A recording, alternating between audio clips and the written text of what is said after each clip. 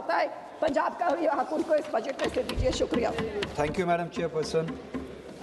जम्मू कश्मीर के हवाले से इस बजट में 2-3 इम्पॉर्टेंट पॉइंट्स के बारे में बात करना चाहूँगा, चूँकि टाइम बहुत कम है, मैं ज़्यादा टाइम नहीं लूँगा। एक तो कैपिटल एक्सपेंडिचर के बारे में कितना सीरियसनेस है इस गवर्नमेंट का जम्मू कश्मीर के हवाले से कि 50,000 करोड़ के करीब जो एलोकेशन है जम्मू कश्मीर की, उसमें से सिर्फ 0.25%, 1% भी नहीं कैपिटल एक्सपेंडिचर के लिए जो है एयरमार्क किया गया है 100 करोड़ के करीब पैसा। इस कैपिटल एक्सपेंडिचर से, इस कन्फाइंड अमाउंट से जम्मू कश्मीर कितना ही आगे बढ़ सकता है, ये आप खुद से अंदाज़ा लगा सकते हैं। इस गवर्नमेंट की सीरियसनेस है कितनी है जम्मू कश्मीर के हवाले से, खुद आप अंदाज़ा लगा सकते हैं। और इनकी सीरियसनेस कहाँ पे है, इस बात से पता चलता है कि 10,000 करोड़ के करीब पुलिस के लिए एयरमार्क किए गए हैं, लोकेशन की गई है 10,000 करोड़ के करीब पैसे इस बजट में, मगर कैपिटल एक्सपेंडिचर के लिए जम्मू कश्मीर से, जिससे रीढ़ की हड्डी खड़ी हो सकती है, जिससे एम्प्लॉयमेंट बन सकती है, जिससे तरक्की कर सकता है जम्मू कश्मीर, वहाँ पे सिर्फ 100 करोड़ रुपए। और जहाँ पे 10,000 करोड़ रुपए पुलिस के लिए इन्होंने अलॉकेट किए हैं, वहाँ पे एक अहम सेक्टर टूरिज़्म वो भूल चुके हैं, SMEs भूल चुके हैं, टेक्नोलॉजी भूल चुके हैं। कश्मीर जैसे कि आप जानते हैं 370 के अनडेमोक्रेटिक एब्रोगेशन के बाद that is least employed state which used to be one among us the best employed states in the country, आज वो दूसरा या पहले या दूसरे नंबर पे है।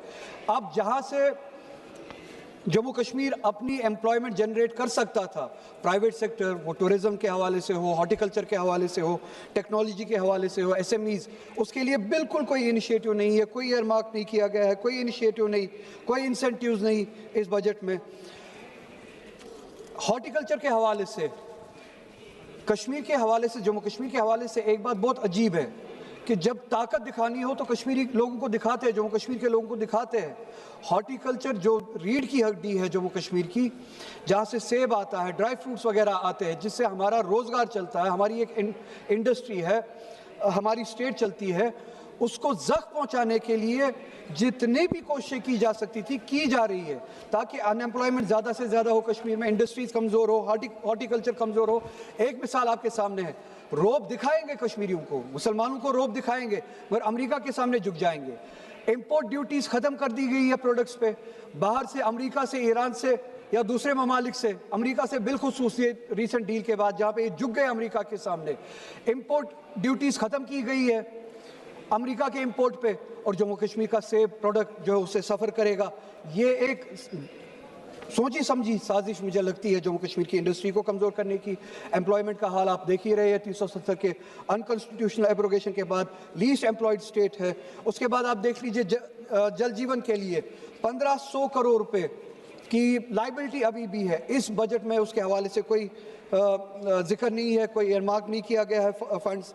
मुसलमानों की हालत आपको पता ही है, मेरिट कम मीन स्कॉलरशिप जो थी इस मुल्क में पिछले 5 सालों से बतदरीज कम होती जा रही है।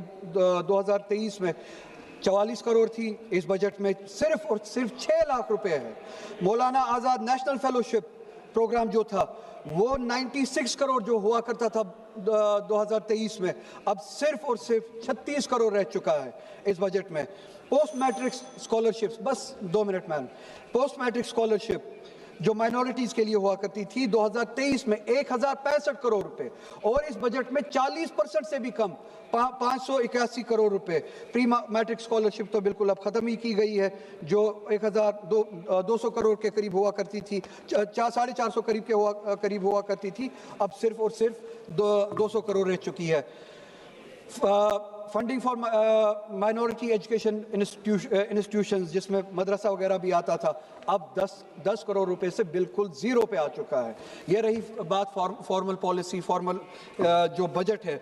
इनफॉर्मल बजट जो है, इनफॉर्मल पॉलिसी, सिर्फ और सिर्फ 1 मिनट मैडम, इनफॉर्मल पॉलिसी जो यहाँ पे बयान नहीं की गई, मगर जो एक्शन में बयान की जाती है, जब कोई मुसलमान कश्मीरी अपना रोजगार कमाने उत्तराखंड चला जाता है, हिमाचल चला जाता है, उसकी पिटाई की जाती है।